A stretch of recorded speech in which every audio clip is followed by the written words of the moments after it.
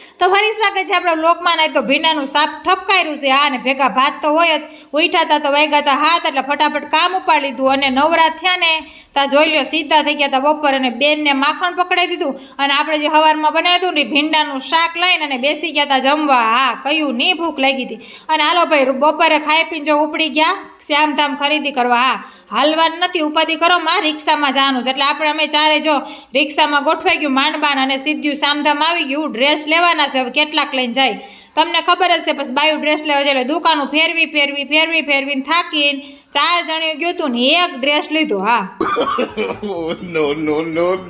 અને પછી હાલતા થયા ને તા આડી આવી ચપ્પલની દુકાન, એટલે અમે લઈ લીધા કેનીસા હાટું લાઇટવાળા બૂટ. અને હાંજ પડી ગઈ, ઘરે આવ્યા હતા અને બને નાખ્યું જો આખા બટેકાનું મસ્ત મજાનું શાક જોઈ લ્યો ગ્રેવીવાળું. અને બેસી ગયા ફટાફટ જમવા. હા, હમણાં નવરાત્રી છે એટલે સ્પીડ રાખવી પડશે. હાલો ખાઈ પીને ફટાફટ નવરાત્રીને જોઈ લ્યો આપણો નવરાત્રીનો લુક. હાલો ભાઈ આપણી પ્રસાદી છે અને દિવેલ લઈને દેરાની જેઠાણી ઉપડ્યું આ માતાજીને ચડાવવા. તો આવો જ મસ્તી ભર્યો લોક જવા માટે આપણી ચેનલને સબસ્ક્રાઈબ કરી લેજો. જય અંબે માત.